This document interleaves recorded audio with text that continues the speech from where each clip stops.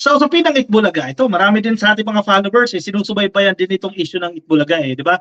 Kasi kung titingnan natin, yung battle between Tate ni Halusos at ng TVJ na nasa TV5 ngayon, kumbaga tapos na yan settled na yan malinaw naman diyan nagwagi itong TVJ, di ba?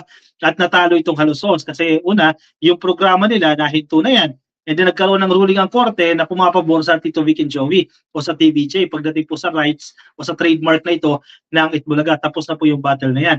Pero ang isang conflict pa rin ngayon kung nagbabasa-basa kayo sa usapin ito ng Itbulaga, isa sa problema ng TVJ ngayon dahil nasa TV5 sila Kung ikukumpara mo kasi yung reach ng GMA7 sa TV5, di hamak na halos doble ang reach nitong GMA. Kasi ang daming lugar, kaliwat kanan ka-coffee, Luzon, Visayas at Mindanao, mataas kasi yung coverage, ang signal ka-coffee ng GMA as compared to TV5. So kahit gaano kaganda itong programa ng TV5, limited lang yung kaya nitong abutin. Same thing with GMA din naman. Nagkataon lang na mas malawak talaga ang reach ng GMA kung ikukumpara natin sa TV5. So anong nangyari? Di ba?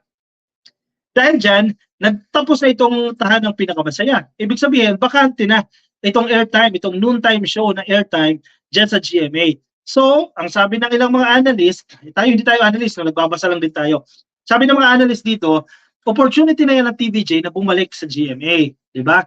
Kasi andun yung views sabi nga kung pwede nga lang daw magkabati pa ang Halusot at ang TVJ, babalik ulit yung lakas ng ng Itbulaga Ngayon, malakas naman ang Itbulaga, ang TVJ, dyan sa TV5. Yun yan, dahil limited lang yung kanilang reach. Technical to Usaping technical ito, nagiging limited din yung mga naaabot nila. So ang proposition, lumipat sila ka-coffee sa GMA7, di ba? Para lumakas ulit, tuluyang lumakas itong TVJ.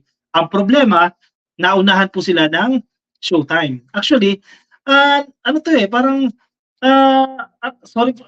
ang term na yan, parang Trojan horse yung datingan dyan Parang natago lang itong usapin na ito kasi may mga analyst nagsasabi hindi gagawin yan ng Showtime o hindi hayaan ng GMA na mapasok ng Showtime itong main main channel nila itong GMA7 kasi sa ibang channel nila pinapalabas na itong Showtime.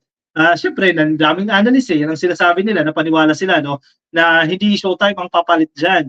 Si Willie Rebillame nga nahalungkat pa na siya ang papalit dyan. Pero ito, ayan, kanina na-release na ka-coffee itong balita nito ng It's Showtime po ni Vice Ganda ang papalit po sa tahanang pinakamasaya bilang noontime show ng GMA7, yung main channel nila.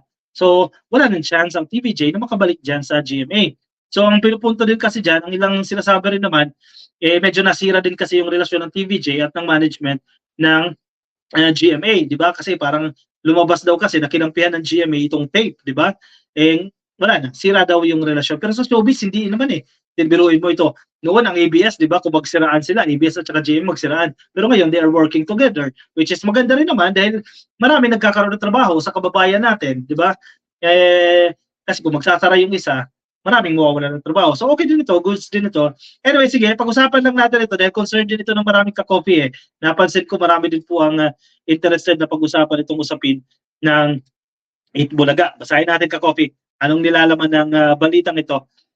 ABS-CBN noontime show, It's Showtime will transfer to the GMA7 main channel. According po sa mga balita, sabi po ng Filipino Star ngayon ni El Guerrero, ang ABS-CBN po at ang GMA are just finalizing details before they announce the big news. Yan. Pina-finalize na po yung mga detalye ukol po dito sa agreement na ito ng ABS-CBN at GMA na ipalabas na po itong It's Showtime sa main channel po ng GMA. It's Showtime moved to GTV last July after it declined TV5's offer to move the show to a delayed telecast of 4:30 p.m.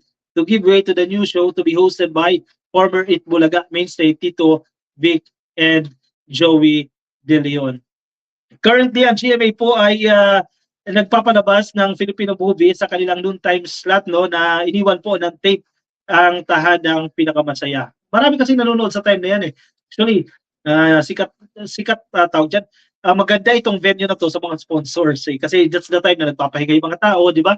Nagre-relax habang kumakain ka, manood ka ng TV. Naging common culture na ng mga Pilipino yan naging tradition na natin yan Habang nanonood ng tanghali, nagbabasa o nag-enjoy ng tanghalian, nanonood ng TV. Di ba? So, opportunity yan for sponsors, kaya malaki ang kita sa noontime show, pero kung malaki ang gastos, ang Itbulaga kasi, malaki ang gastos, malaki rin ang kita. So, hindi ganoon ka laki yung profit, Ang Showtime naman, malaki ang kita, medyo maliit ang production cost.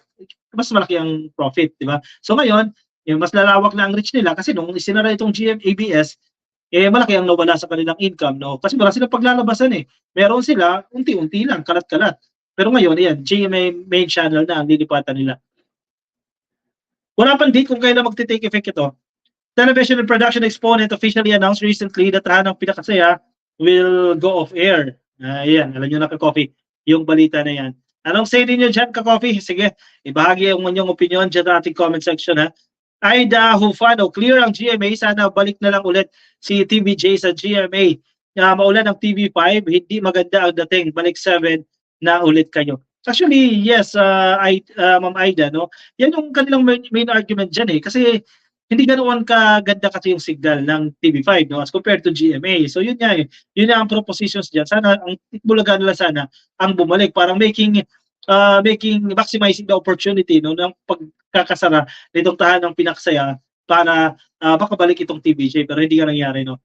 Mas okay TV5 sila, doon sila tinanggap ng maayos, tapos ganun lang babalik sila sa GMA, wag na Jake Franco. Valid din naman yung argumento ni Jake Franco dito. Kasi parang lalabas naman sa TV5, ano kayo, user kayo, di ba? Tapos namin kayo tanggapin, ka-coffee. Yan, ka-coffee. Chito Cabada, wag na iboto yan si Harry ha, pagtakbo ulit ni PBBM talaga kami noon pa at may samahan kami ni PBBM. Chito Cabada, at least correct, no? Ronida Domingo, kahit walang rating, 200% very, very good at satisfied kami kay Pangulong PBBM. God bless all pro-government vloggers. Thank you, ka-coffee, sa inyong walang sawang suporta. Alright, sige. Bilis ng oras, no? Kung magpapaalam na sa inyo, ka-coffee, marami pa rin po tayong viewer na dyan po sa Facebook. Happy viewing po sa inyo, ha? Baka di po kayo naka-follow sa ating Facebook page, ang ka-coffee. Pasuyin na lang po, click lang po ng follow dyan sa Facebook or like dyan sa ating Facebook page, ang ka-coffee. At kung nasa YouTube po kayo, ay i-click lang po ninyo ang subscribe. Alright, sige. Maraming salamat po sa sumama sa akin, ha? Ingat po kayo, ha? At good night po. Nasaan man po kayong panig ng daigdig. Paalam everyone. Goodbye and good night.